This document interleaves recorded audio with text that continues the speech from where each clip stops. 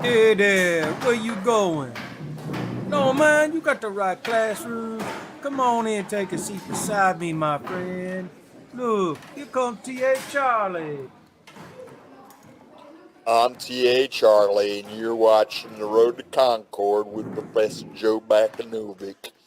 Homeroom is on Rumble. You just go to Rumble, you search the channels for The Road to Concord. It's one word. When you find it, you go ahead and you click follow. It might mean that you got to set up an account, but it's fast and easy and it's free. I did it. You can do it. For those slower members of class, you can also catch us on Facebook, on Twitch, and Twitter. And okay, sometimes on YouTube too, when Professor's not going to get himself censored. Mostly that's just Wednesdays. Then you can catch the podcast after the show. Professor will upload it to Podbean and to iHeart and Spotify. Just look for The Road to Concord. And you can go to the blog page. That's theroadtoconcord.com. That's where you find all your show notes and study notes and all your handouts for the class. And you can call us 229-469-0335. Most of the times I've got the phone working. And finally, you can email the professor at joe@theroadtoconcord.com. He's a little slow right now, but he will eventually get around to emailing you back. Yeah, we all know T.A. Charlie isn't all there. Now just stay seated and give the class a chance. Let's see what Professor Joe has on the lesson plan for today. Morning, class. I was having a talk with the real Charlie yesterday. We were negotiating his future salary. He's like, well, I got to have this, and this, and this. And I was like, Charlie, you don't understand, man. Slaves don't get paid. Anyhow, I guess that's just a joke between him and I, and it might not have gone over very well out there, but yeah, Charlie gets it. He's in the audience today.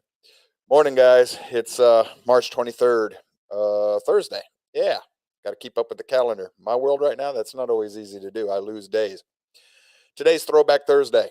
I'm going to introduce you to a hero of the left, not just the American left, but the Western world left. His name is George Bernard Shaw. A couple years back, if you were watching Beck at all, he introduced you to this guy, but only a little bit. He gave you a couple of Bernard's quotes, but he really didn't get you into George Bernard Shaw's mind and world. We're going to do some of that today. Um, I want to ask you first, straight up, going forward into this. Just keep an open mind with Mr. Shaw. He had a lot of cool, witty things to say. Some of it was actually rather poignant, but there are a lot of men and women in this world that have had cool, witty, poignant things to say that you wouldn't want to make into a hero. So let's get going. I'll introduce you to Mr. Shaw today. This is George Bernard Shaw, later in his life. This man didn't die until I think 1950. So this is a poster or a plaque that's on the outside of one of his houses. This is what I want you to understand. I'm not making any of this up today. George Bernard Shaw lived in this house from 1887 to 1889.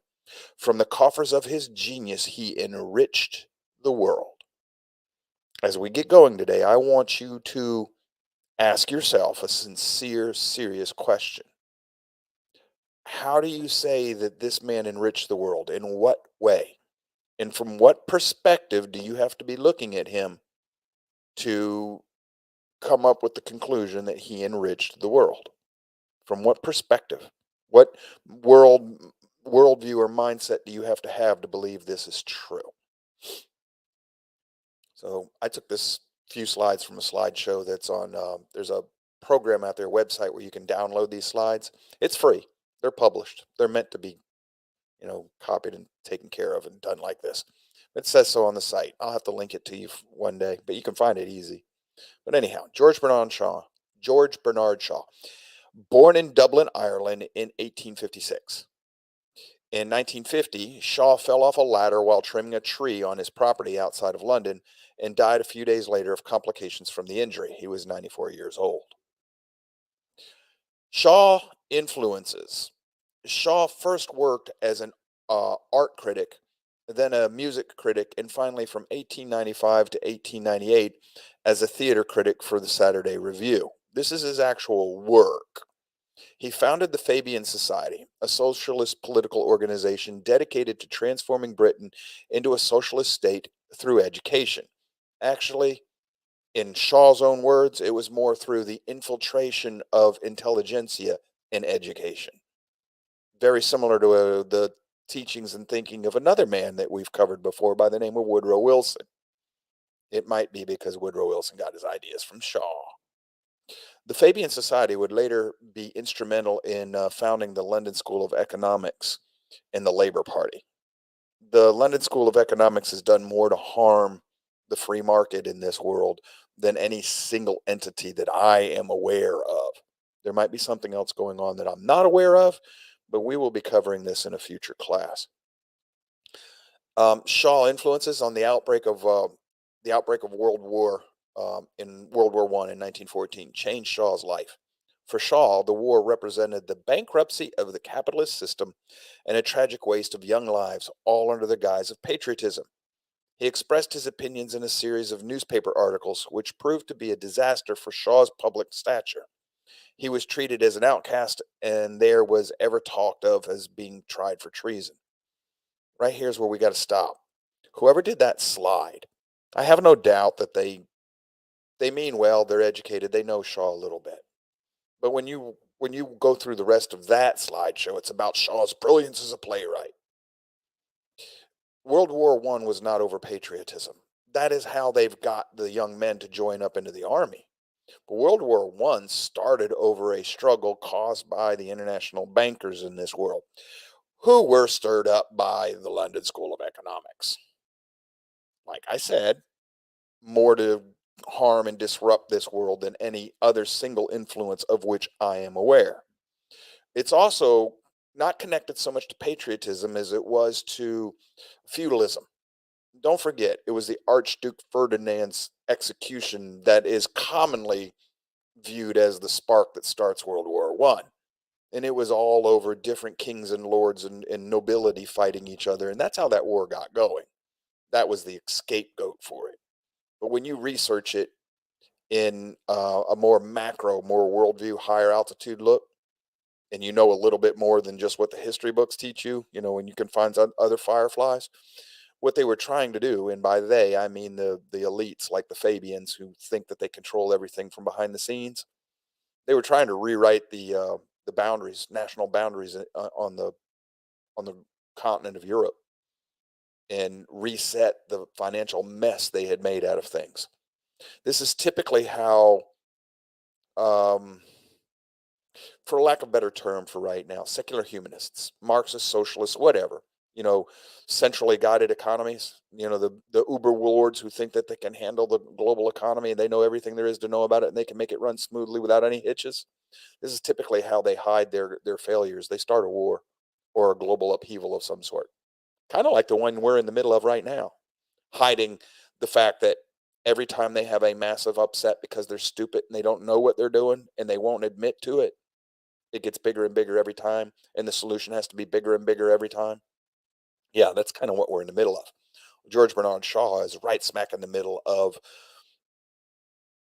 the founders of this whole, I don't know how you want to, I'm trying to be neutral in my language today, folks, because I'm going to probably fail today. But he's at the forefront of all of this. Anyhow, back to our little slideshow here. Shaw and the Fabian Society. You cannot remove him from the Fabians. They go hand in hand. He was one of the founders of the Fabian movement. He's a vegetarian who eschewed alcohol and tobacco. And Wilson's the one who started the Prohibition movement. Remember that? There's something about these folks that this seems to be part and parcel of their character and nature. And by this, I mean the secular humanists, people who think that they can be their own gods.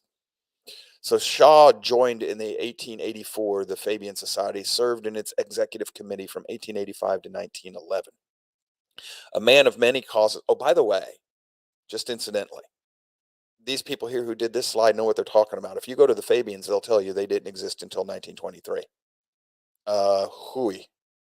They go way back into the 1800s. A man of many causes, Shaw supported the abolition of private property, radical change in the voting system. He campaigned for the simplification of spelling and the reform of the English alphabet. As a public speaker, Shaw gained the status of one of the most sought-after orators in England. Yeah, as you're going to see before today's over, he can speak well, but that doesn't mean we want to make him into a hero.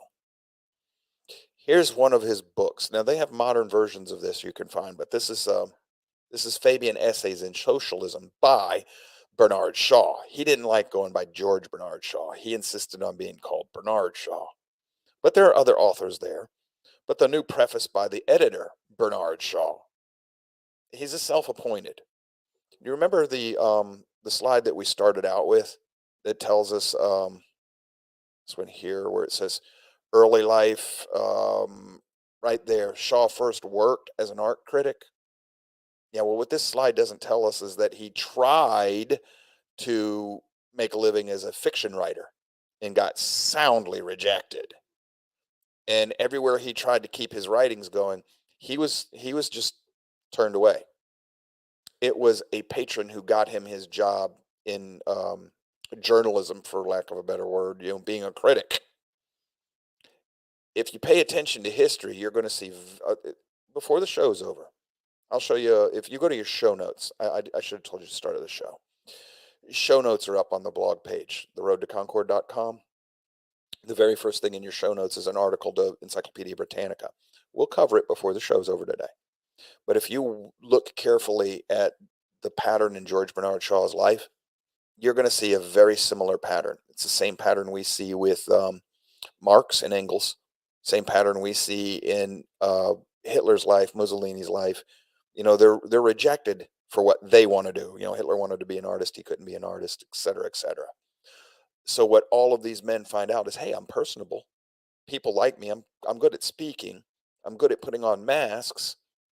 So I'll just make my living being a leech and taking over what others have built and complaining the whole way. And then making it sound like it's reasonable to justify my complaining. Now, yeah, that's my take on all of this. And I'm being a little sarcastic, and it is my personal opinion. But if you look into the background of these men, you're also going to find out there's ample justification for my take on this. Very similar parallels. We'll cover a little of that before the class is over. Back to our slideshow. Here's some more writing from the Fabians and Bernard Shaw. This is the Fabian Society, sessions, blah, blah, blah. That's the notes on the Fabian Society. Then over on the right, this is track number 41, the Fabian Society. It's early history. Look, Bernard Shaw. His name is everywhere in the early foundation of the Fabian movement. He found a home where he could be a big boy and have a lot of say in what the Fabians were doing. Kind of helped drive their movement, form it, shape it, and turn it into what it became. Kind of like Engels and Marx became, the big pushers behind socialism, But this is Bernard Shaw. He's big in the Fabians, and we're going to have to look at them soon. But Fabian window. Now this stained glass window is actually not very big. It's rather small, actually. It's like 2 foot by 2 foot or something like that. But down here in the bottom, you see all those men on their knees praying to the books. Those books are George Bernard Shaw's essays and plays, along with a couple of the other early Fabians. But they're praying to the Fabian Society's writings. And this is not, they turned that stuff into a god. They did. This isn't just satirical, all you church guys are nuts because you're praying. No. And look at the one book the guy's reading on the left. New World for Old. In other words, we're going to have a new world order. And that's exactly what this is about. Heat the globe up. Those two men on the right, they're hammering on that big orange little ball. That's the globe. The one guy in green is holding it with a set of tongs. It's over a furnace. They're heating it up. And they're going to shape it to their hearts. That's what it says.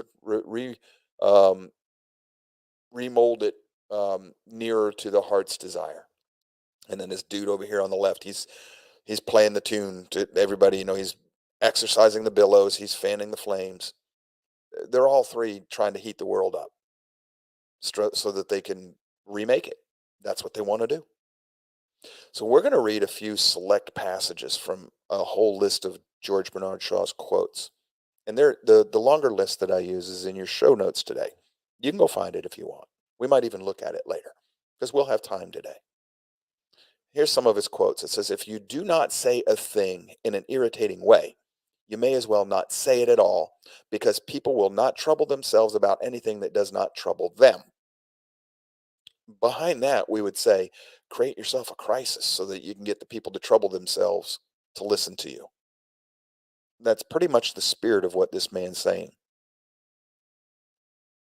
Another quote, imprisonment, as it exists today, is a worse crime than any of those committed by its victims.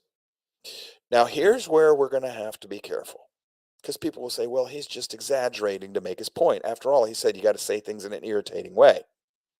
Before the show is over today, you might have reason to question that from his own mouth in a video. I don't believe that Mr. Shaw was being sarcastic here. I think he actually believed that it is worse to put a man in prison. That's a worse crime than the crime of murder or rape. And I've read a little bit of Mr. Bernard Shaw. I've watched a lot of his videos, not just the ones that Glenn Beck wanted to show you. I think the man actually meant what he said here. In fact, I think the old saying, many a truth is said in jest, I think we'd be very wise to keep that forefront in our minds when we listen to Mr. Shaw. The next quote here is, it is the deed that teaches, not the name we give it. Murder and capital punishment are not opposite that cancel one another, but similars that breed their own kind. He's saying that capital punishment is murder. No, it isn't. Murder is the killing of an innocent. Capital punishment is the execution of the guilty. If Mr. Shaw cannot get that right in his own mind, that suggests that we have a serious psychological problem with this gentleman. And the more you hear him, the more you might be inclined to agree with me. Because I think what we have here is a man who is seriously disturbed in a moral way at the root of who he is. And the world championed him because he was able to portray his mental issues in a nobly appearing way. We'll get to it. You'll see. Patriotism is your conviction that this country is superior to all other countries because you were born in it. That's one way of looking at patriotism. It could also be that I looked at my country and I looked at the rest of the world's, and at the point in time I was living, I realized it was better than the rest of the world's or better than most of the world's. That could make me patriotic in my country as well. And Mr. Shaw should have done that, because England was not innocent of a whole lot of things, but better than what a lot of other countries were. And his last quote here, you'll never have a quiet world till you knock the patriotism out of the human race. That right there, that attack on patriotism, that is Marxist at its very core. In other words, he wants one world government. If you don't have patriotism, the only thing you can have left is patriotism to humanity itself. Real quick before we read any more of his quotes. The secular humanists at their core, if you read a lot of them, what you're going to find is they make an idol out of humanity, not the individual human being, but out of the species Homo sapien. Something becomes, for their mind, it becomes, the collection becomes greater than the individual whole. So in other words, if there's one and one of us, I add Joe and, I don't know, Awake Mess and Florida Amsoil Man. I get 3. The Fabian gets 9. So I'm going to add them all up and then multiply them by 3. Somehow or another, the 3 of us, if we were all in a group, the Fabian would see the group there as being much, much higher than the 3 people. It's something in their mindset. And they turn humanity into some sort of idol or God. Don't doubt me on this. Keep what I just said in mind as we continue with Mr. Shaw. You're going to start seeing that I'm not wrong. And he is not alone in this thinking.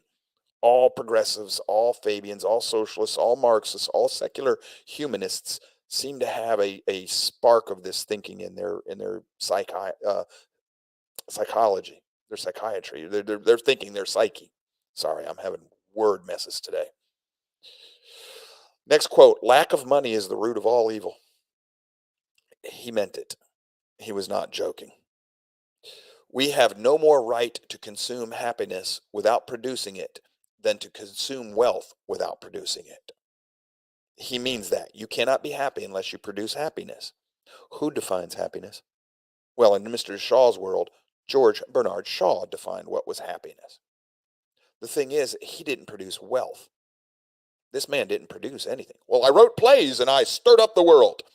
That was only beneficial to your political alignment, your political agenda. It was not beneficial to mankind and humanity. You produced nothing. All you did was give us something to do in our leisure time. You did not support society, Mr. Shaw. Well, I showed you your errors. No, you showed your political party its errors. That was not society as a whole. What you're seeing here is a quote that belies the fact that this man thinks he's over you and I. And don't doubt me in this. You'll see it before the end of this show. Stick with this one. Why? This show is about a man who is still driving your world today through the people who idolize him and look to him for guidance. Now pay attention. A socialist is somebody who doesn't have anything and is ready to divide it up equally among everybody. He became a socialist when he had nothing, and he was ready to divide that up with everybody. He's talking about himself. I also, and pay attention to this quote, please, I beg you. I also made it quite clear that socialism means equality of income or nothing, and that under socialism, you would not be allowed to be poor. You would be forcibly fed, clothed, lodged, taught, and employed whether you like it or not. If you were discovered that you had not character enough to be worth all this trouble, you might possibly be executed in a kindly manner, but whilst you were permitted to live, you would live well. Socialism is the same as communism, only better English. What he means by that is kinder, prettier face.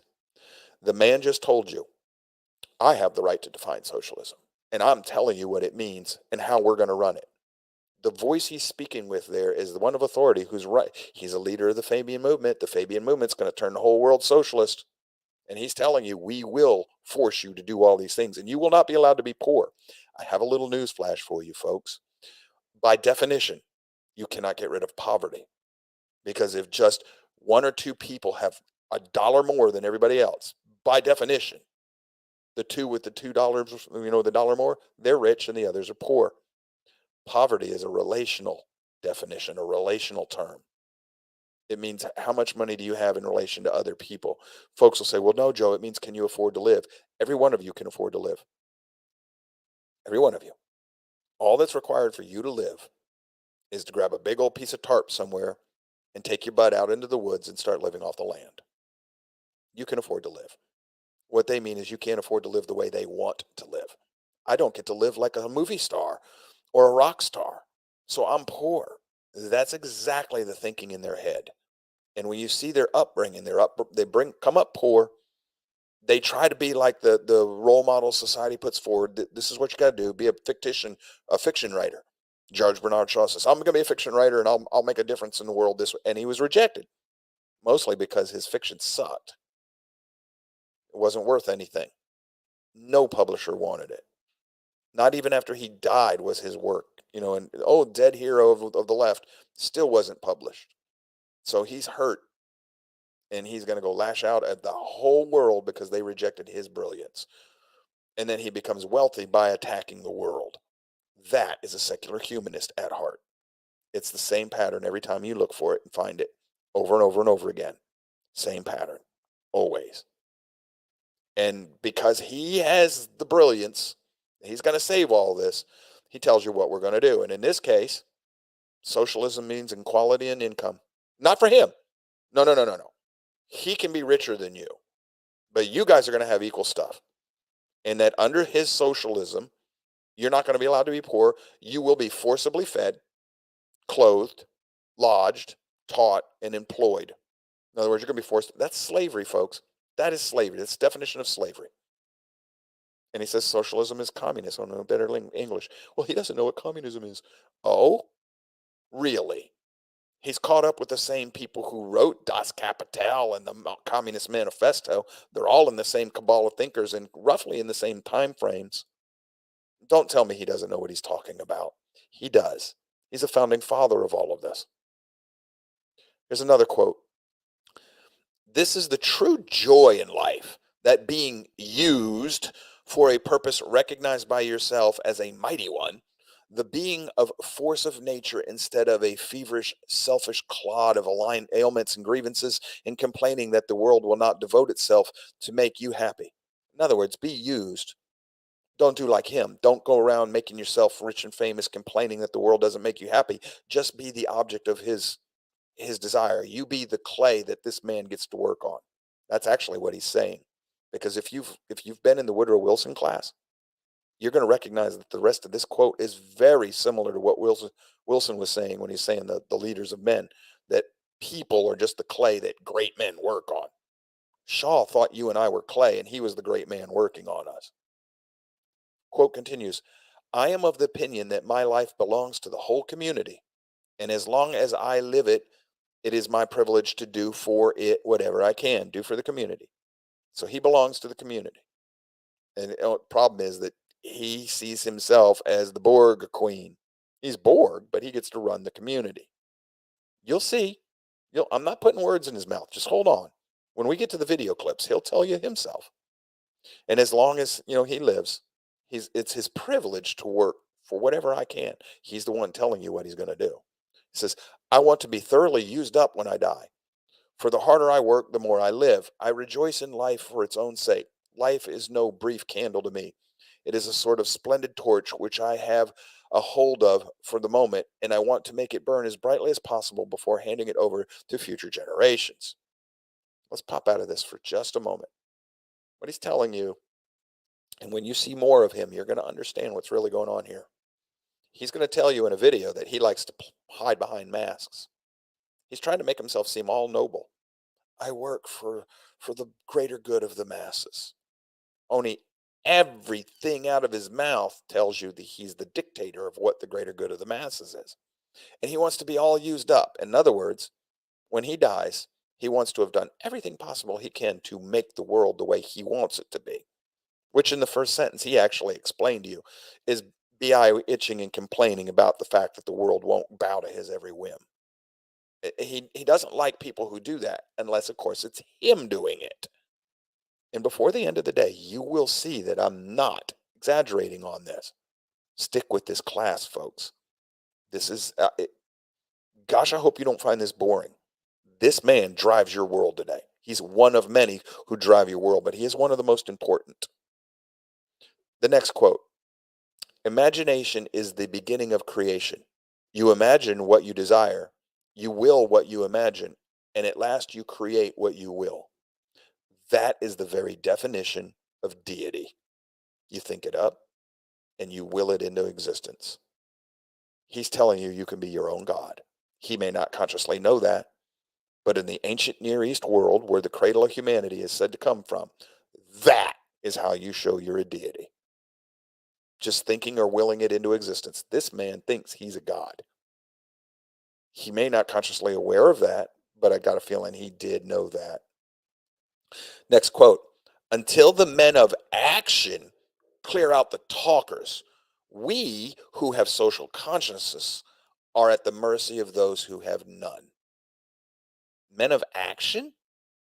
Well, we who have social conscience are going to be at the mercy of those who have none. So in other words, he's going to stir up his useful idiots to get rid of the people that are in his way. Oh, I thought that was, well, how does it mean that he's not a man of action? Oh, because he's the general. He needs the useful idiots, the men of action, to get rid of the people who stand opposed to him and won't recognize his brilliance. Yeah, Joe, you're just painting all this over him. No, I'm not. Wait for it. Stick with the show. Next quote. We should all be obliged to appear before a board every 5 years and justify our existence on pain of liquidation. How much do you want to bet that he's going to run the board and that the board never appears before itself? Self-sacrifice enables us to sacrifice other people without blushing. So because his life belongs to the community and he's pouring himself out for the world he's trying to make, that's great self-sacrifice. So if I have to, I can sacrifice you in the process without blushing. In other words, let me put it another progressive way.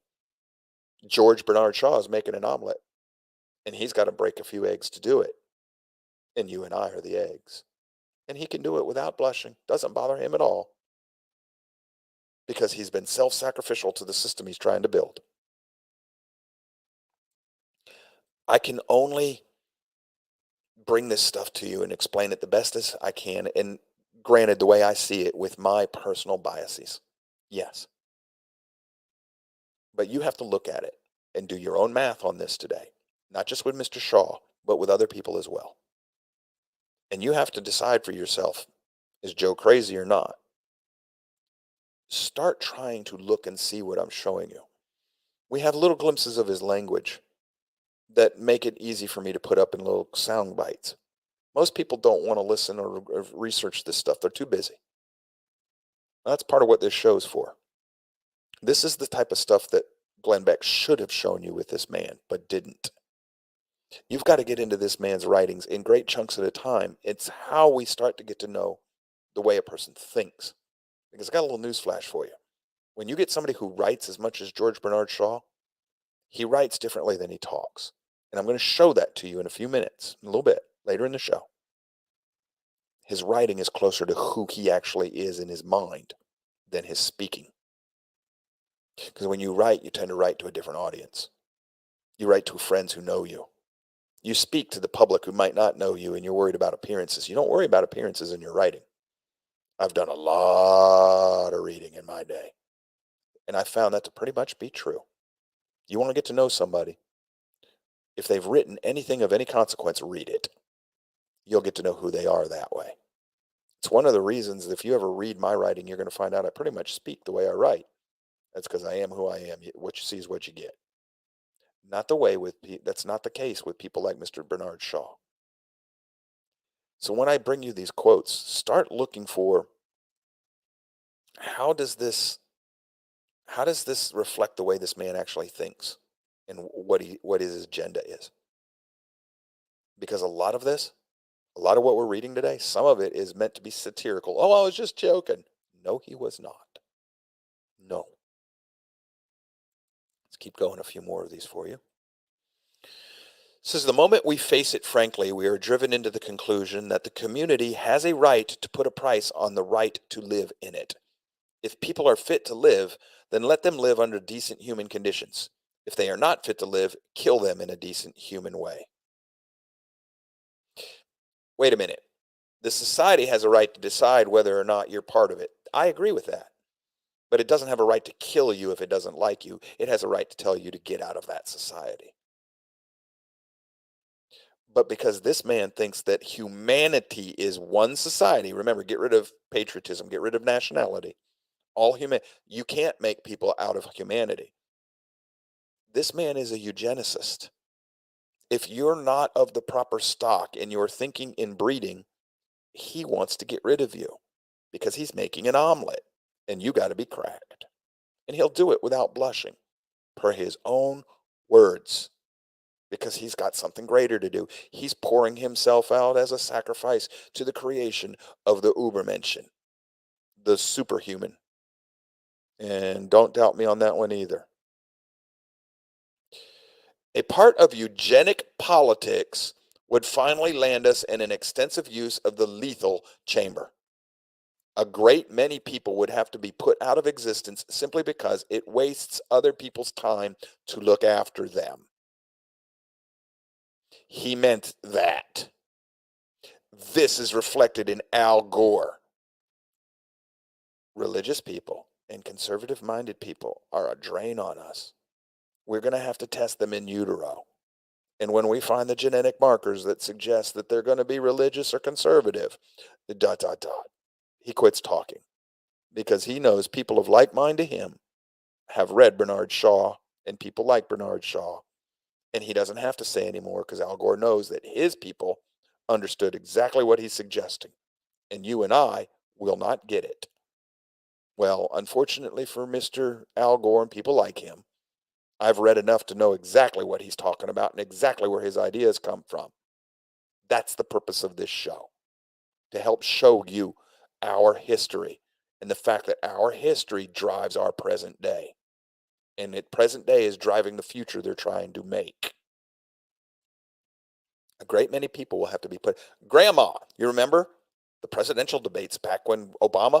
Grandma's just too old. She's going to have to be sent home and given a pill. This is the whole life system. This is Obamacare. If you're 14 or younger, we haven't invested enough in you to take the risk of curing a serious illness. There's not enough investment in you. You're not worth enough for that. So go home. We hope you make it. If you don't, oh well, sucks. If you're 55 or older, you're no longer worth anything. It doesn't matter what we've invested in you. Unless you're of my caliber, unless you're a Mr. George Bernard Shaw, and you're just, the world will not exist without me because I know where we're going and you need me to make it happen. But anybody else older than 55, if you get seriously sick, we're just not going to, here's a pain pill, go home and die in pain, pain free. Because there's not enough bang left in your buck to save you. Don't doubt me. That's written in the whole life system. That's Obamacare. Beck tried to show you that too, but none of us wanted to listen. None of us wanted to dig in deep. Well, I won't say none of us. Certain people who put on these little shows with a snake in his ear, we've done the homework. We're trying to show you what Mr. Beck should have continued doing. But he had to be censored a little bit, so otherwise he wouldn't keep the money rolling, the ruble wouldn't roll, and he'd get censored and he wouldn't be able to reach the masses. You know what? I don't care if we don't reach the masses. It doesn't matter how many people you reach if your message is watered down. I'm going to preach the gospel. I've got to preach it to the whole world, so I'll water it down so they'll listen. Well, then that's not a gospel that'll save. So why preach it? Well, Mr. Beck's guilty of that, in my opinion. Mr. Shaw says, I am a communist, but not a member of the Communist Party. Stalin is a first-rate Fabian. I am one of the founders of the Fabianism, and as such, very friendly to Russia, said in 1948. This is at the time that Stalin's starving his people to death. Millions of them. Well, that's because they're useless eaters, and Mr. Shaw has no problem with killing off useless people. Let this stuff start sinking in.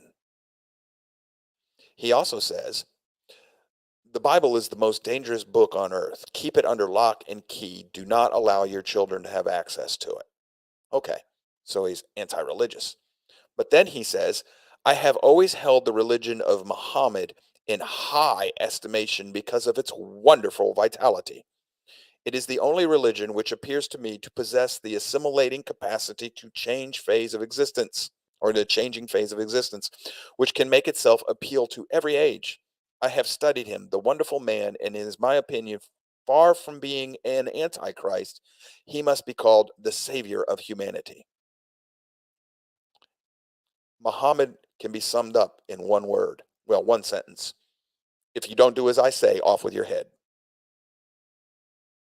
George Bernard Shaw likes that man. Why? Because George Bernard Shaw has already told you, if you don't do as I say, into the gas chamber. No wonder he likes Muhammad. Hitler did too, for the same reason. Now, I had to blow this up. It was a small picture, so it's very, very bad here. But it says, who is Muhammad? George Bernard Shaw said about him, he must be called the savior of humanity. I believe that if a man like him were to assume the dictatorship of the modern world, he would succeed in solving its problems in a way that would bring it much needed peace and happiness.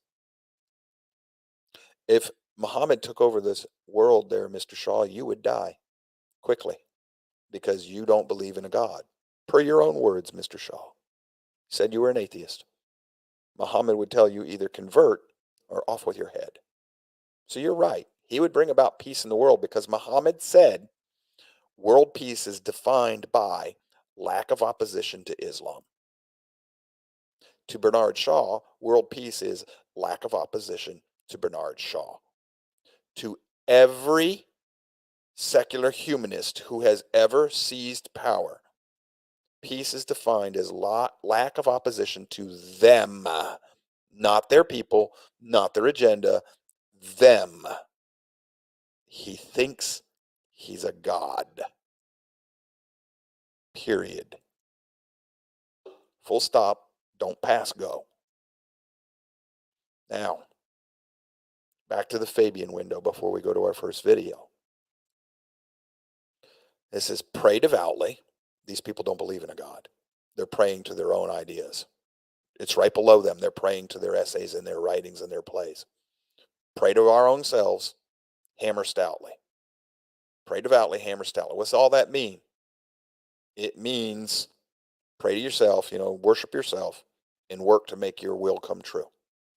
Incidentally, if I'm not mistaken, the guy on the right in this picture is George Bernard Shaw, and the guy on the left is Stalin or Lenin. I think it's Lenin. I'll have to look it up for you. We're going to have to go over this when we do the Fabians. We'll get into this in detail. Don't forget this. This is the Fabians logo. That's their crest of arms, the wolf in sheep's clothing. They mean this. It's not a joke to these folks. So I'm about to show you the first video. I've got several of them for you today. But before we do that, let me go over something for you. And I want you to listen to me, please. Gosh, I hope people will watch this show. And yes, it's on YouTube today. And we'll have to see what happens with that. George Bernard Shaw said a great many things. And yes, many of them were said wittily, in a witty way, satirical manner.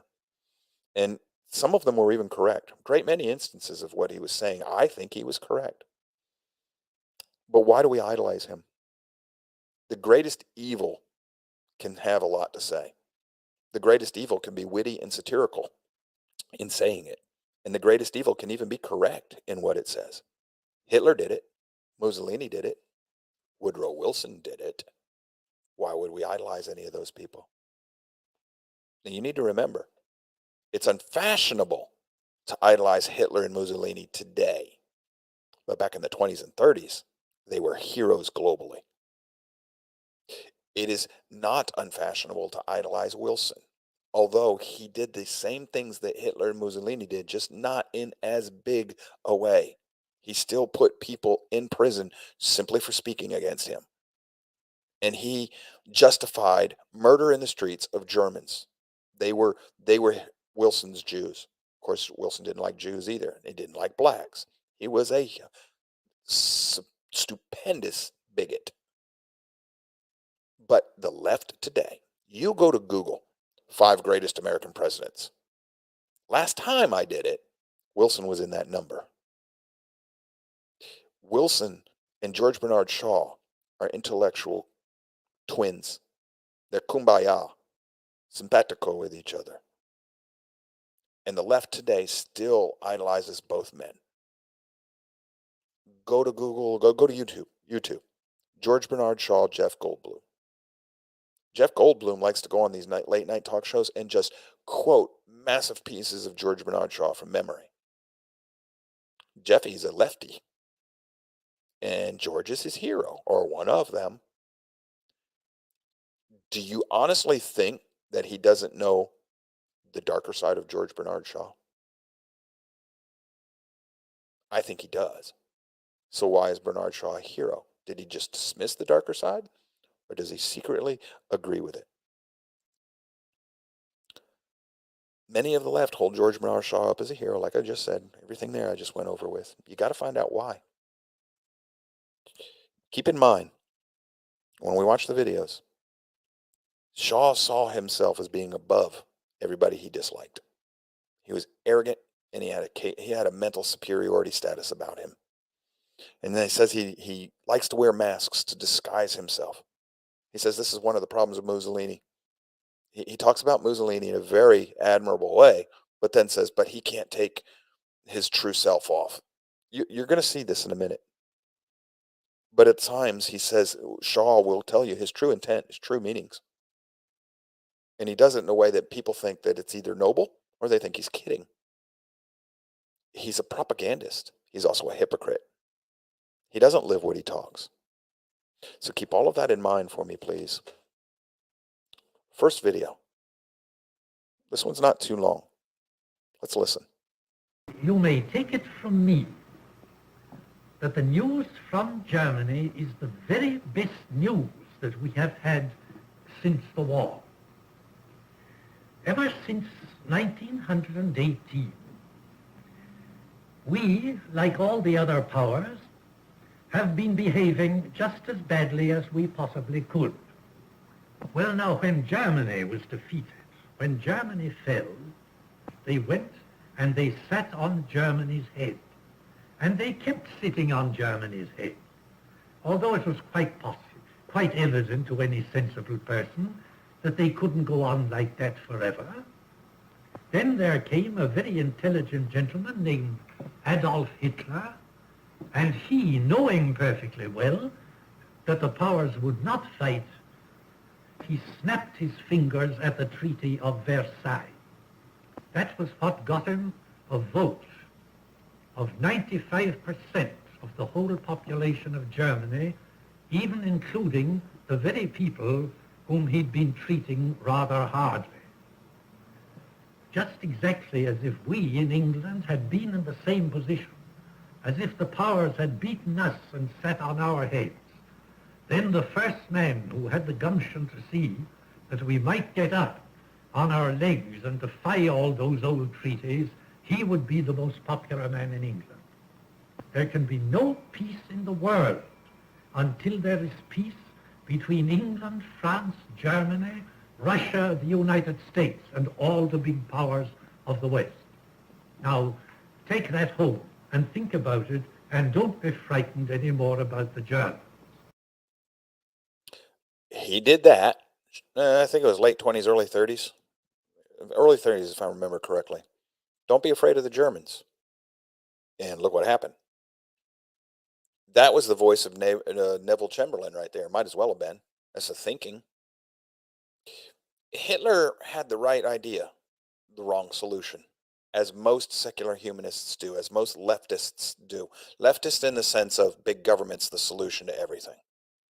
Hitler could have petitioned the League of Nations or the international body, the allies who imposed the Treaty of Versailles, and said, look, we're not the ones who started the war, and it was not all of our responsibility. You had just as much hand in this as we did, and you're punishing us and us alone for this. You got to renegotiate this treaty, or I'll break with it, because you're just continuing the war through the treaty. Now, had he done that, he would have been justified. If the Allies had not conceded and rewritten the treaty, he would have then been legally justified to have broke with the treaty, because he would have made his case. He would have argued it in a court of law, and he could have appealed to the supreme being, just like the founding fathers did. There was a legal way for Hitler to do this, but Hitler didn't do it legally. Without objecting to the international body or showing the world that the international body that forced that treaty on him was in error, he just acted unilaterally. That's lawless. So Mr. Shaw is wrong about this. Very wrong. And as you're about to see, the reason he's wrong is because he's sympathetic to Hitler and Lenin and later Stalin, because he's sympathetic to all dictators, because he is a dictator at heart. We're going to do this next video. Pay attention and listen. This is another shorter video. The next two are longer. But I want you to hear this man explain himself in his own words. Here we go. Object to all punishment whatsoever. I don't want to punish anybody. But there are an extraordinary number of people whom I want to kill. Not in any unkind or personal spirit, but it must be evident to all of you. You must all know half a dozen people at least who are no use in this world, who are more trouble than they are worth. And I think it would be a good thing to make everybody come before a properly appointed board, just as he might come before the income tax commissioners, and say every 5 years or every 7 years, just put him there and say, sir or madam, now will you be kind enough to justify your existence? If you can't justify your existence, if you're not pulling your weight in the social boat, if you're not producing as much as you consume, or perhaps a little more, then clearly we cannot use the big organization of our society for the purpose of keeping you alive, because your life does not benefit us, and it can't be of very much use to you. You think he doesn't mean that? This is not satire. This is not meant to be taken as funny. That man took himself very seriously. He had a very high opinion of George Bernard Shaw, of himself. He's serious about that. And you've got to read more of his writings to get to that. If that's not good enough to convince you, keep reading. This man's serious about that. He sees society as being above you, and he sees himself as being society. He's the Borg queen. He's the one who's going to decide whether or not. Well, you know what? I agree with him. I do. I do agree with him. I wish I was back in his day and age, because I'd have grabbed him by his skinny little lapels, throw him onto the chair, and said, Mr. Shaw, would you please justify your existence? And he'd go through his litany about how he thought he was great, and I'd say, you know what? That doesn't contribute to anything. You're a useless eater. We're going to get rid of you in a humane way. We're going to put you in a chamber that just sucks all the air out of the room. See you later, Mr. Shaw. How much do you want to bet all of a sudden he'd change his tune? You know he would. Because he lived until he was 94, right? So he didn't see himself as being a useless eater, even at 94. Otherwise, he'd have done away with himself. Have you ever noticed that these people never live according to what they preach? There's a reason for that. There's a reason for that. But also notice, society is responsible for maintaining your life. That means you've got nothing to do with, you have no control over your life. Society's in control of everything. And he's society in his mind. Isn't that a godlike complex? That's a very Christian way of the world. Yahweh maintains everything, even your life. Well, he's grabbed it. That's because he's a pagan god. He's grabbed hold of the biblical teaching, and he's turned it to his will. And he's mimicking it. That's what all evil does. It mimics Yahweh's ways. So he's saying, you know what? I'm society. Society has to support you. If you're a drain on me, if you're not worshiping me, if you're not doing it, I just got to get rid of you.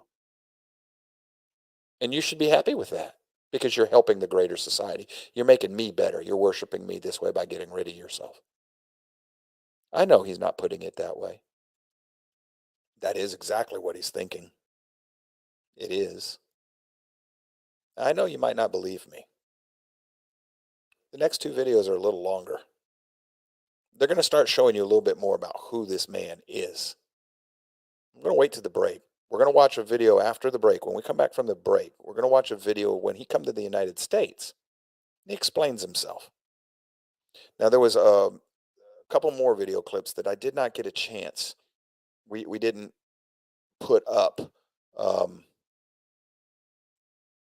our own clips. I didn't want to abuse the Arctic tortoise that much. But let me throw up. I'll screen share with you here. This here is your show notes for the day, right? This is the roadtoconcord.com. Right here, you can see that. Let me move up to here. This is the PDF file that I left for you.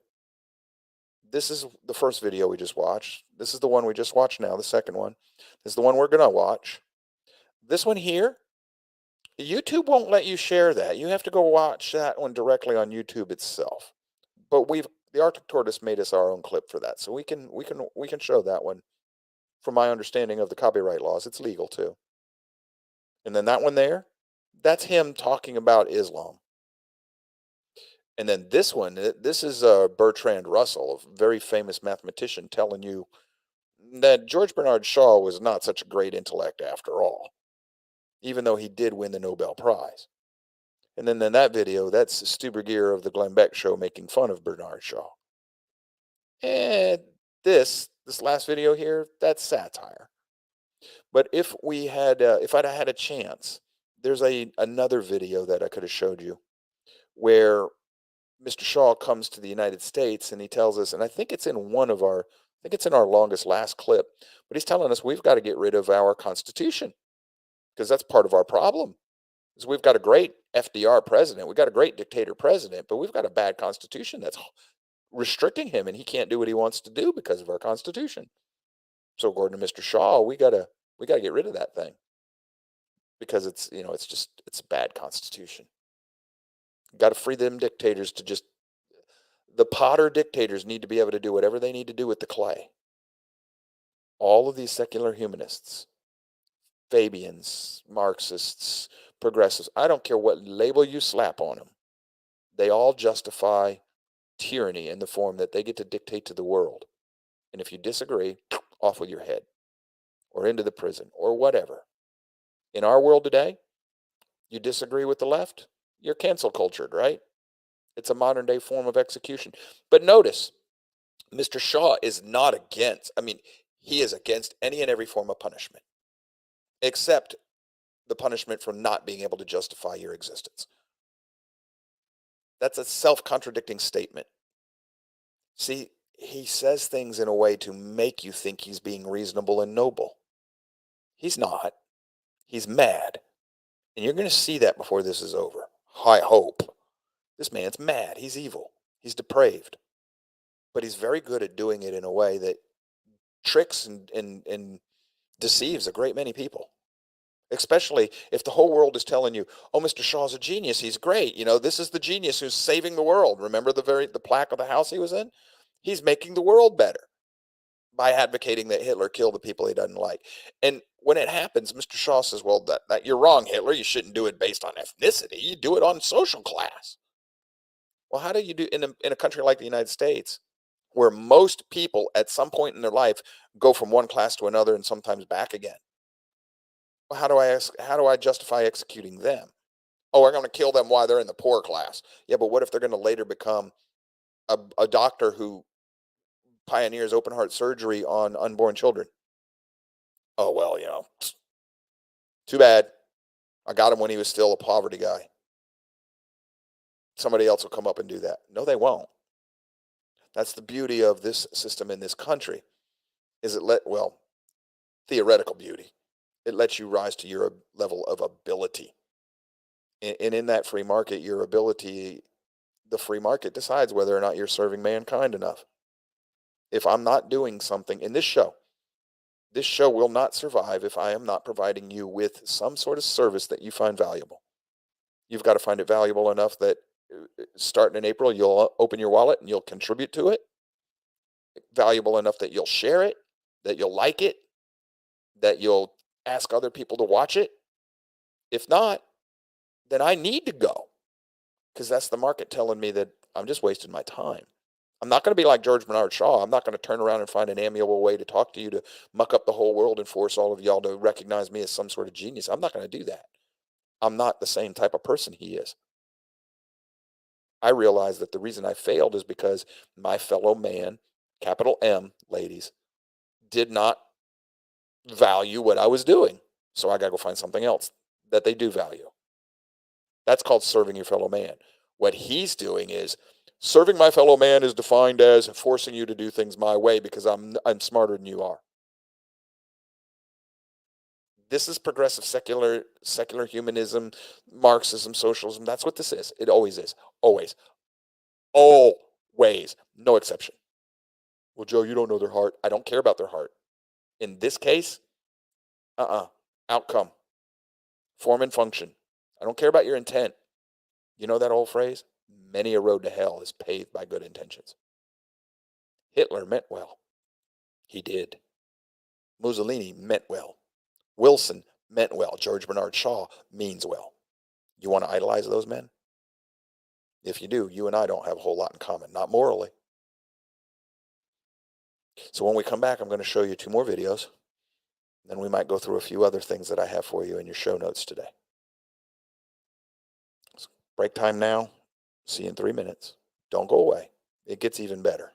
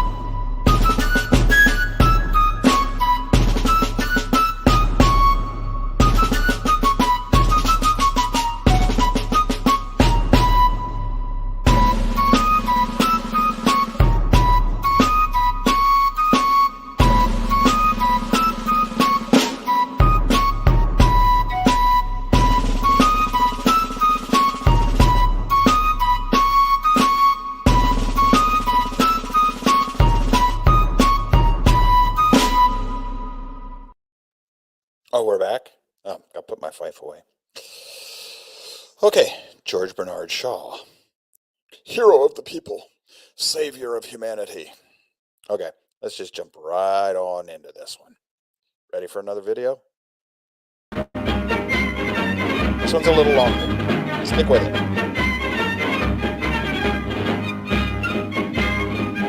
A little too long with the intro. Let's see if I can jump you into that. Here we go. Now, pay attention to this man's mannerisms, especially the way he wants the video set up. Very Obama-like to me, in my opinion.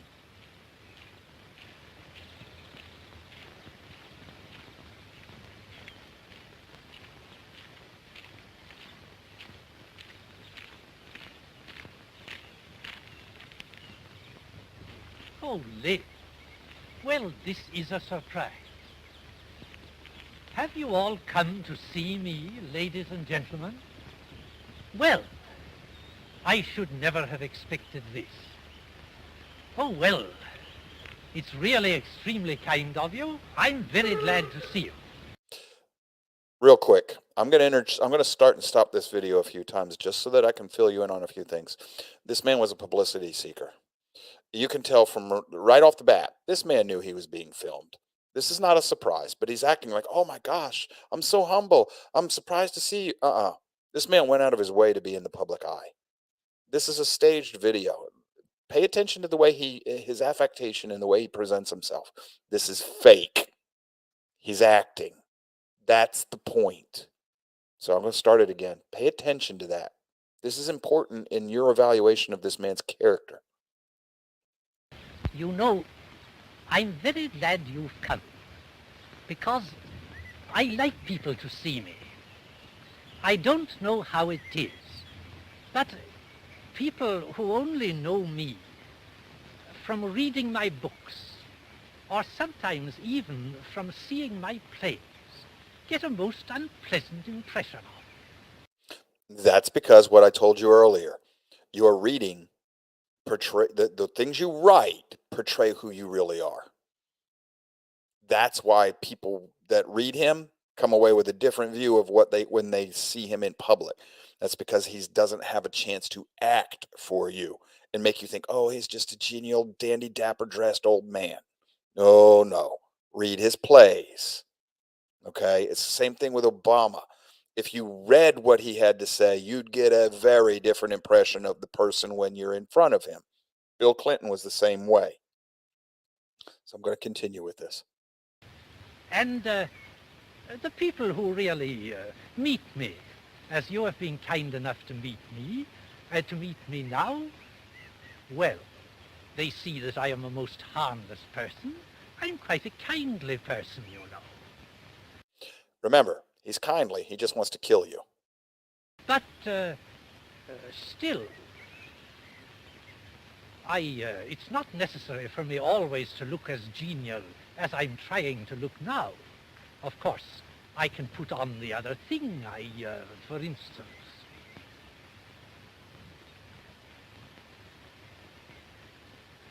now that is what I call my Mussolini stunt. They, by the way, I think in justice to Signor Mussolini, I ought to tell you that he has a very wonderful head. He has a wonderful brow which comes down to here. But the difficulty is that he can't take it off. Now, if you watch me, I can put on that imposing look that terrifies you, the Mussolini look.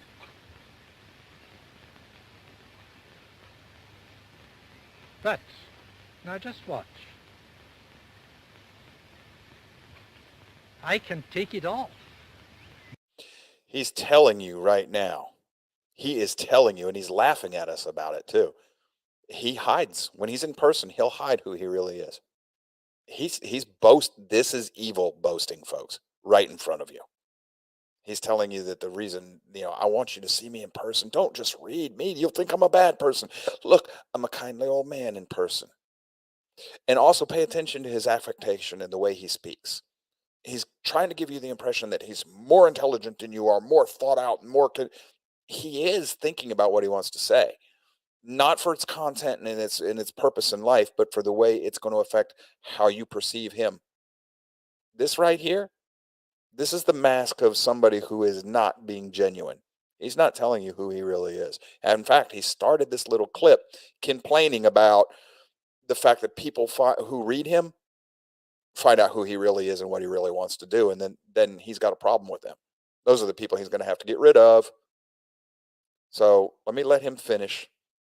Well, I'll stop it if I need to again, but pay attention to this, please. And then while we're listening, who do you know? Left, right, center, I don't care. Who do you know that talks in the same mannerisms, the same way, the same techniques?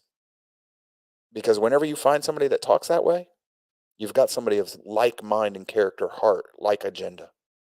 Now, Signor Mussolini cannot take it off. He is condemned, although he is a most amiable man.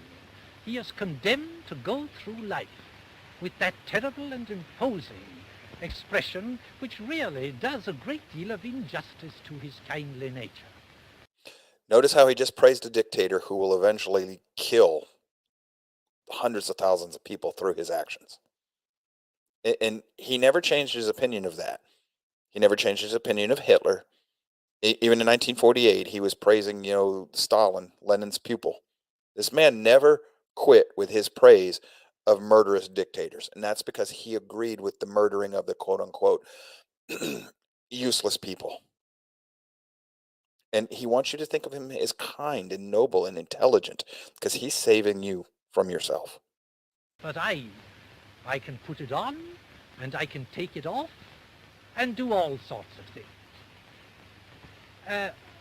One thing, of course, that I'm very glad that you've all seen me here tonight is that you'll know me when you see me again. Now, I'll tell you something that happened to me the other day. I was at Conway in North Wales. I was in the street. A little girl came over to me. She pulled out an autograph book and she said, "Please give me your autograph." Well, I said, "What do you want my autograph for? I'm not Mr. Lloyd George." "Oh," she said, "I know you're not Mr. Lloyd George." Well, I said, "Now who am I?" And she said, "Oh, I don't know. I've forgotten the name, but my father told me to go and get your autograph." Now, it's quite possible that some little girl who is here on this occasion may imagine that she can get an autograph out of me that way, because I gave that little girl the autograph. But you won't get me a second time, so it's not the slightest use trying that on. Do y'all catch what he just said? He's important enough to get an autograph, and he was so gracious he gave it to that one little girl, but don't try that again. I won't fall for that stupid stunt again. I've been called arrogant by a lot of people in my life. I have never been that self-absorbed as what you just saw right there. Because he means it. And he wants you to come away knowing him from now on. I do, Mr. Bernard Shaw. I know exactly who you are. And I see right through you there, Wolf. I'm hoping that the audience will at least, you don't have to agree with me about this man. You, right there, you don't have to agree with me about him. But I hope you'll at least see enough of him that you'll understand that making a hero out of him is at best a questionable thing to do. Now, ladies and gentlemen, I'm afraid I'm always an extremely busy man. At least I pretend I am. And I'm afraid I must go back to work. That's exactly what he meant. He pretends to be. He was a critic. There's nothing busy about him except maybe the next public appearance, the next chance to crow, the next chance to go stir the pot and try to destroy what others had built so he could take it over and turn it into what he wants to build. He's got to go make all other little lefty students think he's some sort of intellectual genius, the way we do with Wilson. Teach our kids, Wilson was the greatest president since blah, blah, blah. No, he wasn't. He was a dictator. He was the world's first fascist dictator. By definition, form and function, he was. He was. Where do you get your evidence for that, Joe? The Nazis. They said that he was their model. Who? Goebbels, Hitler. I mean, they don't know who they learned from. They're not authorities on their... I've brought this to you. We've read it in class before. We've read their quotes. This class builds on itself. You need to start going back and watching the archives if you're new listener. Because I can't keep redoing this over and over. I know repetition's the thing, but this class won't work if we do that. We have to get big chunks, like we might repeat every year or something. You know, like a university classroom. We're in the second semester. Now, come the summer, we might cram the last 6 months or 7 months or whatever we've done into 2 months, and then starting to fall all over again where we first started.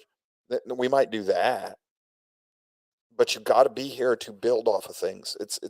I know repetition's the key, but I have to lay foundations. It's layer upon layer. You've got to be here for this. Otherwise, it just doesn't work. I can't show you the bigger picture. Now, this next clip is longer. This is almost 5 or 6 minutes. The people who put this clip together, this is part of what Glenn Beck used. He kind of used this one and morphed it a little bit with his own editorial over it. I did not use the Glenn Beck clip on purpose. This one's longer. If you don't do anything else in this class today, you watch every second of this clip. Every second. If you don't, you're doing yourself a disservice. This man's not irrelevant. George Bernard Shaw is not irrelevant. That would be like saying that to those of us who value this right here, the road to Concord, and we understand this flag, we understand personal rights and liberty, to say that George Bernard Shaw is irrelevant to the modern American left would be the same thing as saying that Thomas Jefferson and Madison and John Adams are irrelevant to us who are watching this show. Now, are we willing to say the founding fathers of this country are irrelevant to us today? I'm not. So don't think that George Bernard Shaw is irrelevant to the left. And if he's relevant to the left, he should matter to you and I, because that's our enemy. And I don't mean enemy as, whatever. There are political opponents in this case. There also are worldview opponents. And if you're religious, they are the enemy. They are of Hasatan. Watch this next video. This one I won't start and stop. I don't need to. We'll discuss it when it's over. Every second. The popular British playwright Bernard Shaw supported Hitler in the mass media. The left supported Hitler not because he deceived them. They knew Hitler would kill. He said he would. In fact, it was why they supported him.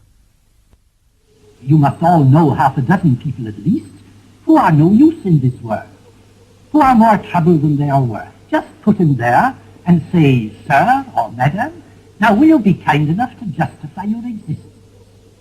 If you can't justify your existence, if you're not pulling your weight in the social vote, if you're not producing as much as you consume, or perhaps a little more, then clearly we cannot use the big organization of our society for the purpose of keeping you alive, because your life does not benefit us and it can't be of very much use to yourself.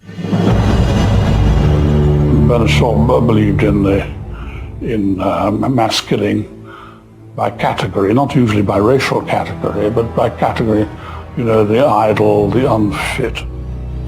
Killing off the parasites within society was what Marxian socialism was about. It demanded in a London newspaper that the scientists should devise a humane gas. I appeal to the chemists to discover a humane gas that will kill instantly and painlessly. Deadly by all means, but humane, not cruel.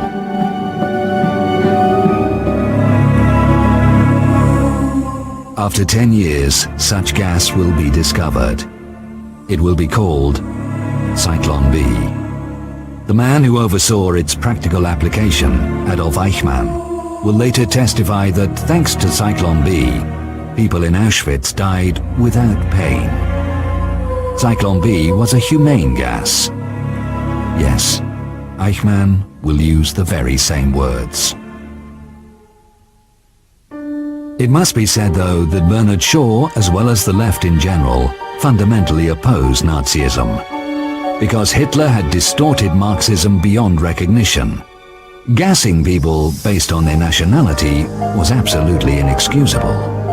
The selection should be based on class. Hitler got it all wrong. Absolutely different people needed to be killed.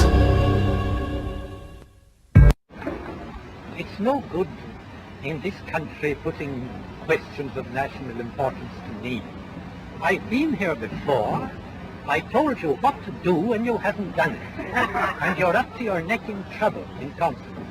I told you in New York, I put it to you very carefully and exactly. I told you that what you had in doing this country was to abolish your constitution, which was preventing you from doing anything. And now you see what's happened since.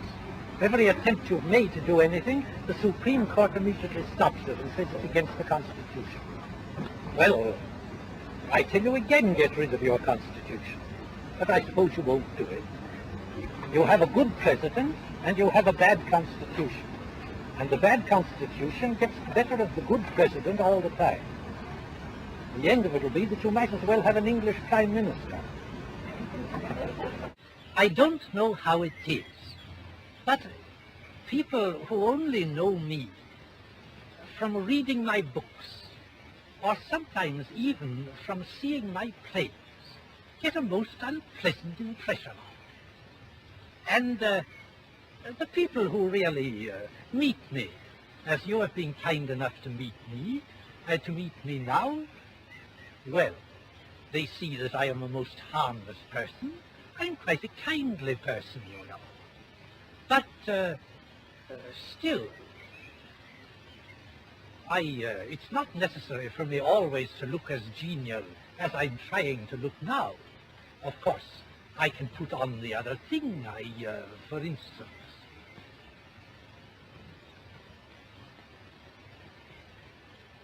Now that is what I call my Mussolini study. They, by the way, I think in justice to Signor Mussolini, I ought to tell you that he has a very wonderful head. He has a wonderful brow which comes down to here. But the difficulty is that he can't take it off. Now, if you watch me, I can put on that imposing look that terrifies, the Mussolini look.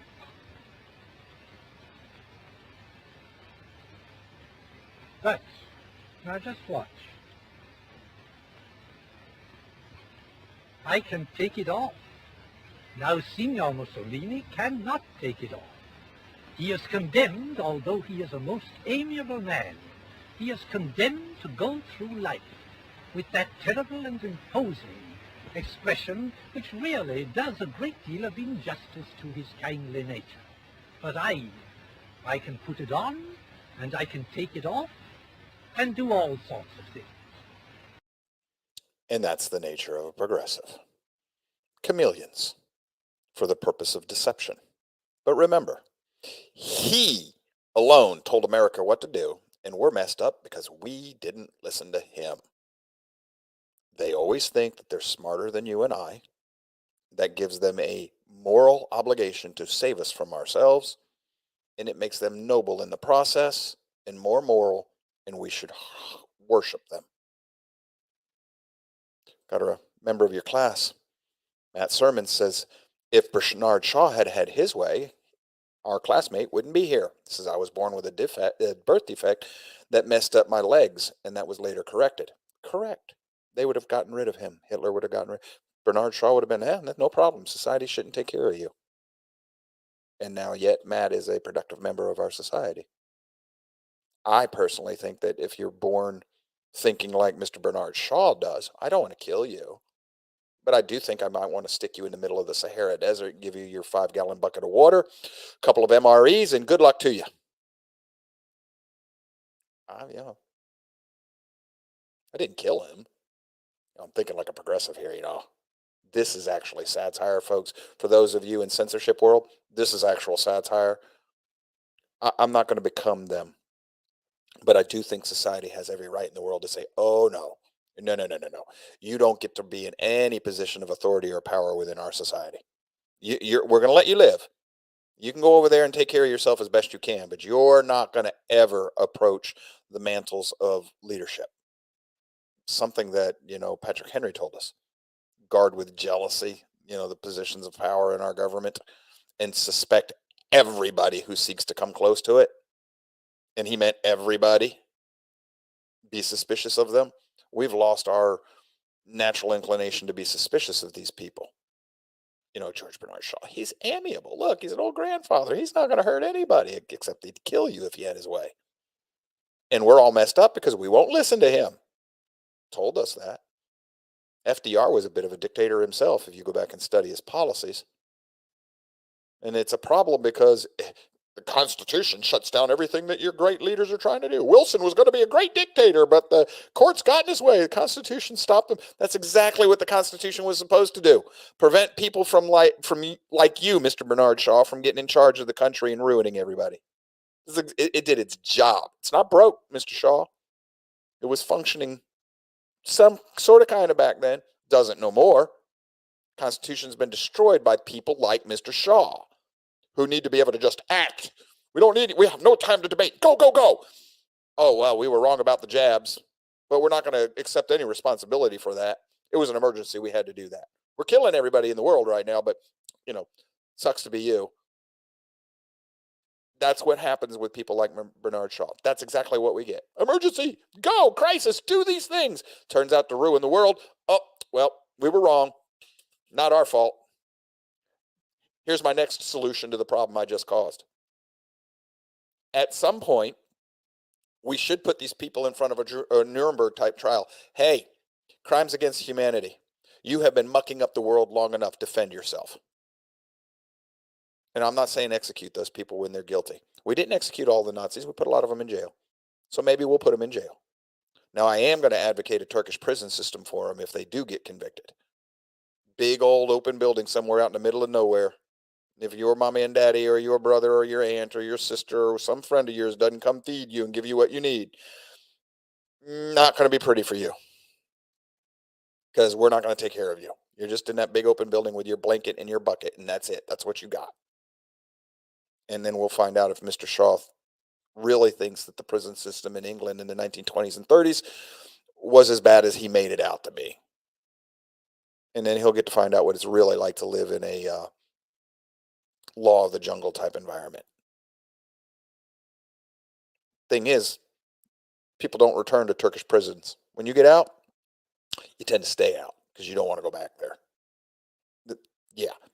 And then Mr. Bernard Shaw, if you read enough his writings, he's against punishment because it doesn't work. All it does is makes better criminals. Works in Turkey. Maybe the problem was too many progressive-minded people in charge of the prison system, so you weren't punishing them the way you should have to make sure they don't want to come back. Or because he was so against the capital punishment. The 3-strike rule? Okay, 3 strikes, you're in prison for life. Why does society have to support your life for the rest of it? Now, this is where I do start to agree with Mr. Shaw. Not because of his sentiment, but because of the rule of law says, if you're going to attack society 3 times to the extent that you actually need to be in jail, then we have no obligation to maintain your life. We should have ended it before you ever ended up in the courtroom. But then again, I wouldn't put you in jail for everything that we do nowadays. Most of the things you're in jail for, I would put you into a form of restitution. If you can't pay back your victim, you're now working for them as an indentured servant until such time as you pay back the harm you've caused. See, I tend to favor the biblical restitution system rather than the just put them in jail, make them a better criminal through the system and put them back out again so we can make money off of this process and control it politically by letting some of the people out and then putting former presidents in jail without any bail, options. We'll put him in jail because he might get in the way of our agenda, but we'll let all these little crooks out who will rape, pillage, and plunder, and we'll arrest them again, and then we'll let them back out again without bail, and they can just keep coming and going because they're causing chaos in society, which will cause people to scream, "We need a solution!" And we'll go, "Finally, you need our great, brilliant." Wait a minute, you're the brilliant idiot that caused it. Oh, don't pay any attention to that. See how the cycle goes? Mr. Shaw's in charge. He mucks up the world. He goes, "It wasn't my fault. Wash my hands of it. Here, let me give you a solution to that problem." Wait a minute, dude, you caused the problem. Oh, off with Joe's head for pointing that out. They think they're gods. They think they're gods. And they're running our world now, today. Same people. The problem we have is there's a reason that people think they're great and brilliant and genius. Go back to your show notes. These are some of his quotes. Bernard Shaw also said, "Liberty means responsibility, and that is why most people dread it." I've told you that before. I didn't get that from Bernard Shaw. I got that from my study of human nature. But okay, so Broke Clock found something where he's right at the same time. It says, "The American Constitution, one of the few modern political documents drawn up by men who were forced by the sternest circumstances to think out what they really had to face instead of chopping logic in a university classroom." Wait a minute, I just thought he said that the Constitution was restraining his brilliant FDR president, and now he's telling us that the U.S. Constitution was one of the few things man actually thought his way through. He's praising it here, and then he turns around and condemns it when it gets in the way of people being able to dictate. That's speaking out of both sides of his mouth. He says, "A government which robs Peter to pay Paul can always depend on the support of Paul." That's true. He says, "We have no right to consume happiness." Well, we've read that one. "There are two tragedies in life. One is to lose your heart's desire. The other is to gain it." If you're being philosophical, he's correct. People are always blaming their circumstances for what they are. I don't believe in circumstances. The people who get on in this world are the people who get up and look for the circumstances they want, and if they can't find them, make them. Now, he's trying to make it sound like he's not blaming the world for his circumstances in life and that he's going to get up and change the world. But when you read his history, it is very easy to see that possibly the reason he became a destroyer of worlds is because nobody gave him the accolades he wanted when he was younger. He was an abused child, and put it in a vernacular for today. And now he's trying to claim that's not who he is. That would suggest he knew who he was and wanted to remake his image with people. Remember, he's concerned about that. We saw it in the video. Why is it when people read what I write, they come away with a negative attitude of me? Look, I'm a great guy. No, you're not, Mr. Shaw. You're not. You're not. It says democracy is a form of government that substitutes election by the incompetent many for appointment by the corrupt few. In other words, all you did, you got away with the feudalism where, the corrupt people appoint their leaders, and you substitute it with an election by incompetent many. Okay. Pay attention to what he just said. He said the masses are incompetent. He's telling you he thinks he's above you.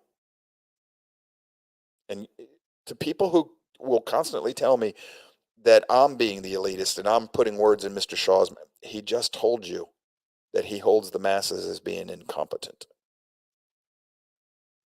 That's arrogance. That's elitism.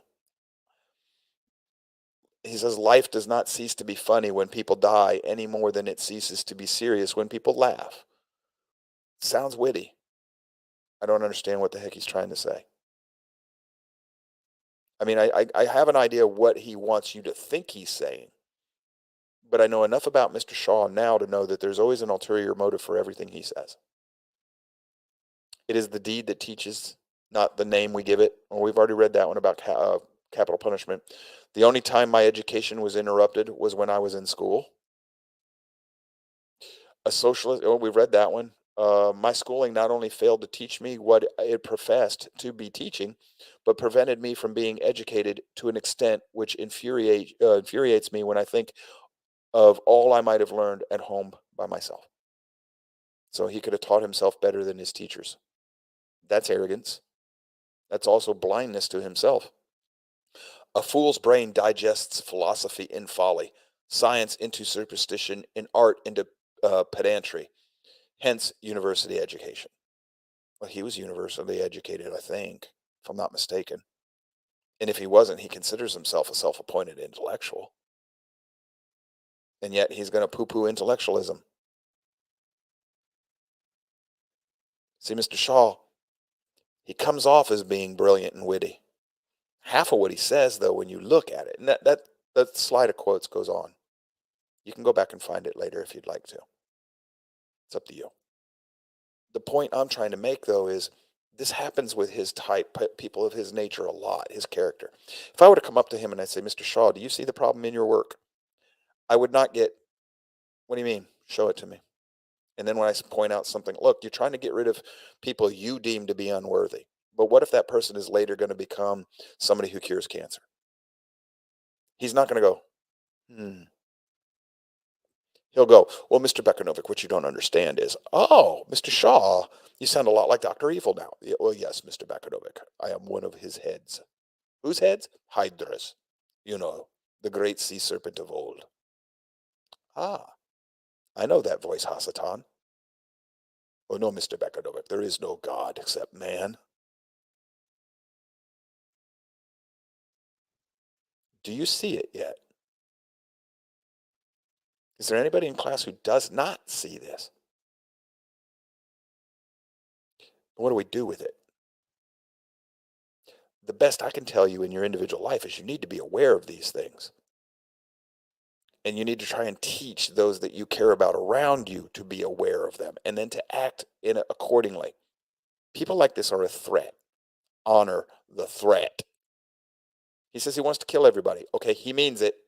Now, why are you listening to him? If you lived in his day and age, and he said he wanted to kill everybody, oh, yeah, well, that's just Mr. Shaw. He's a great man. He's changing the world. Look at the plaque on his old building.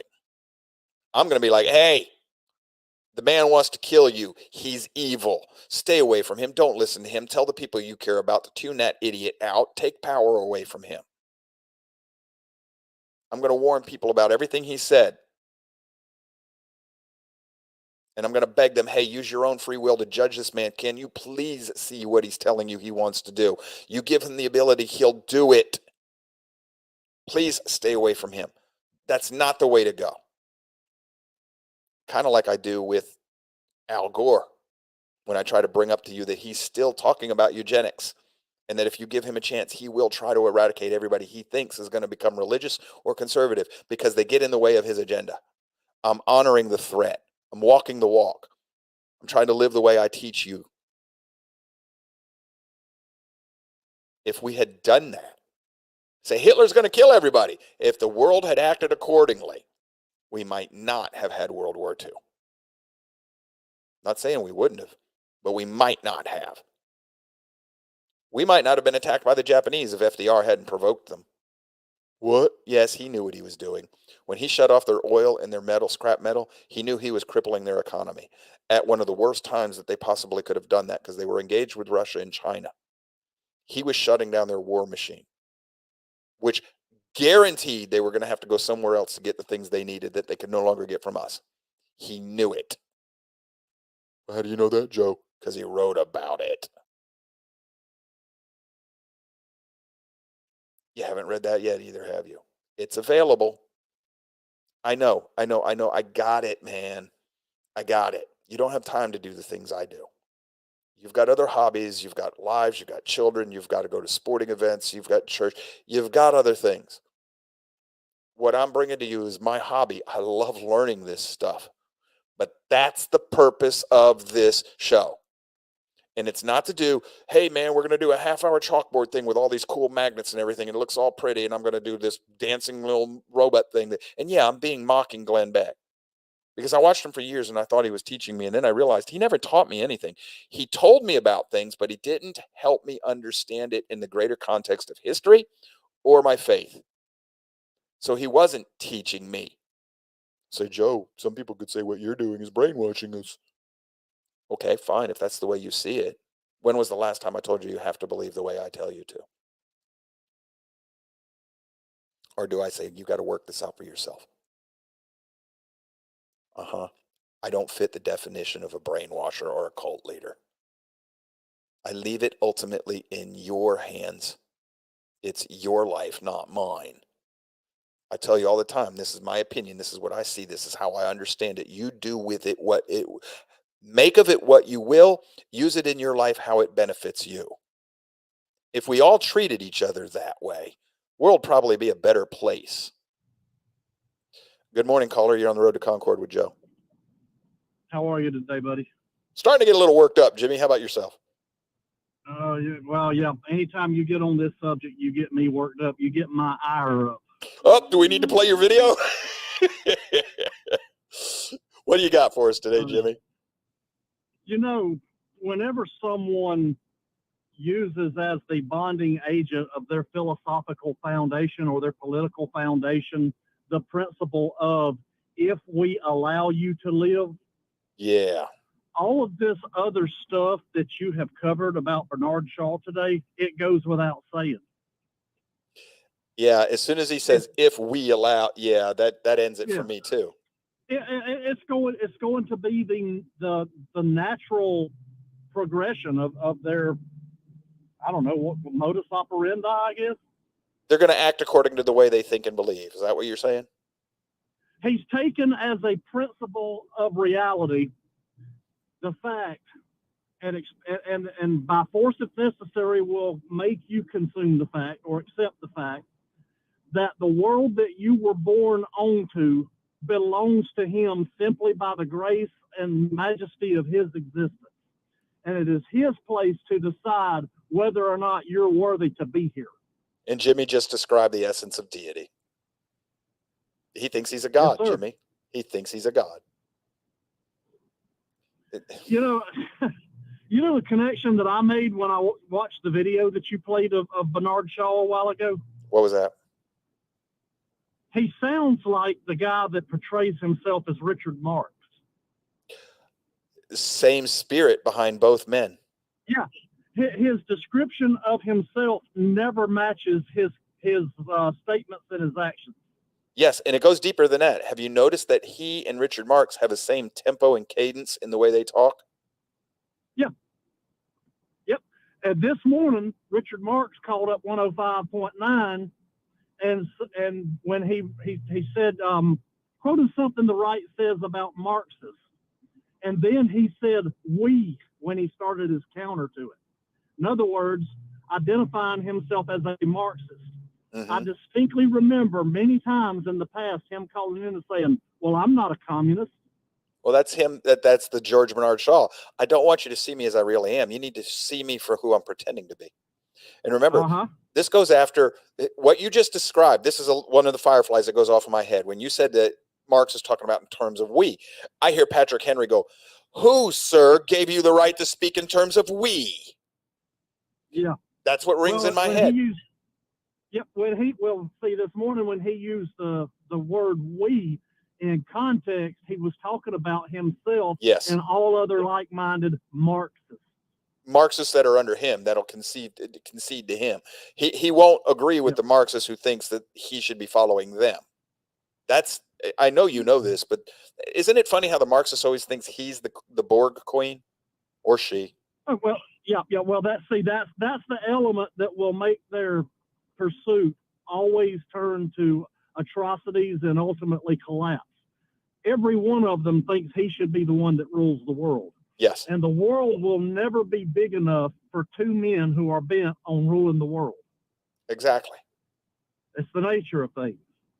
And that a minute ago you said people will refer to you as a brainwasher. Nope, you're not a brainwasher like you say by definition, because from the get-go you said challenge everything that I say. Please do. Test the things that I show you. Not if I allow you to live. That's the stark difference. Yes, sir, it is. But Bernard Shaw says, you started your conversation out with him pointing out that it's a greater evil to put a man in prison than the crime the man created. Yes. But his ilk perfected the art of imprisonment. Mm-hmm. Yes, they did. And notice I guess the solution is just to call it a re-education camp. And that's what he thinks it is. Yes. Yes. Notice he starts out, one of his quotes says, part of the problem is none of us want to accept our own responsibility. You know, he points that out. But then he turns around and says, but don't punish anybody. In other words, all our problems are caused by not wanting to be responsible for ourselves, but let's not hold anybody responsible for ourselves. I'm tired of the Marxist dialectic where they say things out of both. They're self-contradicting, and folks, I've taught you this before. A contradiction is an absurdity, and anybody who believes in absurdity can and will try to convince you to commit an atrocity. And that's what Jimmy's saying. Dialectic materialism. Yep. The Marxist theory that existence is simply a chain of contradictions. Exactly. They believe that you can exist and not exist in the same space and time at the same exact time. That's a conflict of definitions. It's not possible. It is a literal impossibility, but yet they believe it. They assert it is true. Well, you know, I'm going to go out on a limb here and say that they don't believe it. What they endeavor to do is force others to believe it. Because as Voltaire said, if I can make you believe in absurdity, I can make you commit an atrocity. Exactly. And that's what they want. They want you to be the men of action that get rid of the people that are in their way so that they can then rule the world. They need the useful idiots. Boils out to, you know, the best example I can point out where I'm going with this is all the gender confusion. Yes. Making you believe that a man can be a woman, he can have a period, he can have a baby.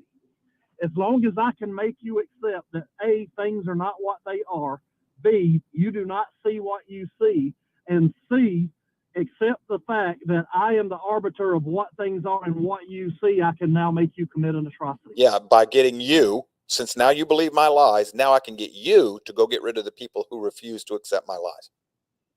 Yeah. That's what they meant by useful idiots. Yeah, this may be the biggest problem that I have with such a large number of my fellow Americans. Present company notwithstanding, if you find a shoe that fits, wear it with my compliments. But this is the biggest problem that I have with my American countrymen, is that they can't make these connections. If you've never met me before, and the only thing that I tell you about myself is that I'm a bass angler, well, what can you take away from that? What connections can you make? Well, I probably own at least one fishing pole. Yep. Probably have a boat. Yep. You know, I probably leave and gather at the river quite often. It goes without saying. Oh. Well, I hear Bernard Shaw say, if I allow you to live, all of this other authoritarian stuff, I don't need you to teach me that. I've got it right there. Yep. If he thinks he can allow me to live, he's an authoritarian. Yes. And it's much, folks, don't take what Jimmy said lightly. He named a few things off the bat. So he tells me he's a bass angler. What else does that tell me? First of all, it tells me that the man likes solitude most of the time. He's got no problem with being alone with himself. It also tells me he's a thinker. He's observant and he's a thinker. Because if you're a bass angler, you're going to want to be successful at it. You're trying to catch bass. So you're going to be, okay, how did I catch them here? Under what conditions? What was I using? Where, when, how? All the things. He's going to observe that. He's going to draw conclusions. He's going to adapt to what he needs to do to catch that bass. He's going to learn where they're at. He's a much smarter individual than what you might just make him out to be. He's not just tossing something in the water. You do the same thing to people like George Bernard Shaw. You know. There you go. I was studying natural law before I ever even heard of it. Exactly. Yes, you were. Yes, you were. Yep. So that's just earlier you, and I guess maybe I'm taking a rub opposite of you on this. You made the comment that the society can decide who is to live in that society. Well, according to the social contract, you can do that, but that doesn't give you a right to kill them. That just gives you a right to push them out of your society. I believe I have the right to live where I was born to live. And when that society established as a law that takes the principle, you know, if I allow you to live, if I allow you to live here, it's no different. The social contract, I'm going by what's laid out in the Declaration of Independence. Yes, sir. You know, when somebody wants to be a communist, I don't want to kill them for that per se. They can get everybody like-minded. They can go out, they can start their commune, and more power to them. Mm-hmm. I want to live free. See, It's when they start to inject their beliefs on me because I live free, therefore I produce, so they need me to produce for them. That's where it all goes awry and comes off the rails. yes. No, folks, I know a lot of people will listen to us and they'll say, okay, well, you're born into this society, you know, you got to live according to no. You can live outside of society, and there are perfect examples in our country right now. And when I tell you, you're going to go, whoa, didn't think about it that way before. The person who's living outside of our society right now is what we call the homeless. They're free. As long as they stay below the radar and don't get society's attention, they live however they want. Yeah, true. Within our society, they live outside of our societal rules. And that's why a lot of the people we think of as, oh, poor homeless, there are people in that group that they do not have a mental illness. They are living that way because they want to. And if you're with them, choose to live that way. They keep perfect. They keep good hygiene. They're clean. They're dressed. That's the way they choose to live. Not all of them. Don't get me wrong. But there are people in that group that are living that way on purpose. Probably because they're tired of most of what they produce for themselves being taken away from them. Bingo. And they're happy. By a government that was established to protect those rights, not infringe them. And that's my point. When that government begins to infringe on your natural rights as opposed to protecting your natural rights to live your life, that becomes then an unjust government. Exactly. And we're there. We're there. Been there. And then now the Declaration, put the Constitution aside, it's time for us to actually be revisiting the Declaration. Might be something to do on Friday. Yep. Because it is time to revisit the Declaration. Those are the shows I enjoy. Well, hopefully you're enjoying this one. Oh, I am. This is in that same wheelhouse. It makes me think. George Bernard Shaw is one of the founders of of the enemy to mankind. And that's what he is. He and those who think like him, like Jimmy says, will eventually act according to their thoughts. And that makes them an enemy of mankind. And if you are an enemy of humanity, you're an enemy of the Creator. Oh, yeah. And by the way, while you're on the subject of George, don't forget his better half in that theology, Margaret. Yes. Yeah, we're going to be doing I've already decided that next Thursday, Jimmy, we're going to probably, one of the two, we're either going to have to look at the London School of Economics or we're going to have to look at the Fabian Society. And then we got to look at eugenics. We've got to cover those three subjects. So that might be the first week of April, might be where we start really digging in. We're going to do the Fabian Society, looking at it in three different ways. We're going to look at their economic side. We're going to look at their eugenics side. We're going to look at their governmental infiltration. We've got to pay attention to that.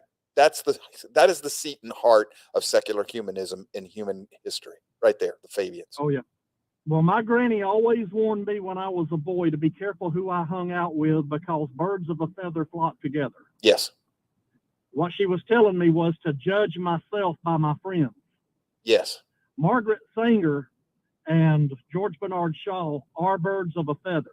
And when you get into that show, the listeners that you have, if you can hear my voice now and you happen to be a Black American, you're going to love some of the stuff that Margaret Sanger said. Oh, yeah. She turned if you're a Black American, she turned your preachers against you to help eradicate your race. Yeah. Oh, yeah. And boasted these are about birds it. of a feather. Yes. Yep. So, yeah, we're going to get all into right, brother, that. We'll get back to it. I'm taking up too much of your time, and the time is drawing short. So You're all right, brother. We're just about done. So it was a perfect call. Thank you, sir. Yes, sir. Yeah, I happen to know Jimmy, folks. He's a friend of mine. For those of you who do not know and have not heard the story, Jimmy's the reason we're here. I was happy to just be a blogger, and he got me doing guest hosts on Steve's radio show, Morning Drive with Steve Nichols, out of Valdosta, Georgia. And for about a year and a half, I did a monthly show with them for 3 hours. And I can still get you some of the archives. They're still posted on Facebook. And there's a blog post on the Road to Concord, the roadtoconcord.com. If you go on there and you just search for radio show, you should find the links to every one of those shows that I was able to snag. And those are more politically minded. That's more of talk radio style of what I do. And people like it. It's not what I wanted to do. I mean, I did it because it was fun and it was training. This is what I want to do. And Jimmy's by and large, he's the one that kept pushing me. Yeah, do it, Joe. And I didn't want to. I still don't want to do this.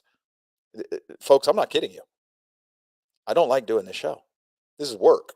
This is hard work because I'm responsible to teach you correctly and not to give you lies and to make sure I tell you when it's my opinion versus things that are fact versus an argument. Because an argument is not, it can be my opinion, but it's not always my opinion. A logical argument is different from an opinion and is different from a fact. They're all different things. And if I'm going to teach you, it's my responsibility to make sure I'm teaching you all of this stuff, making sure it's clear in your mind so that you know when I'm giving you my opinion, when I'm making an argument, when I'm teaching something that is an objective fact, and then try to help you connect it, see it, understand it, make use of it. That's a responsibility I take.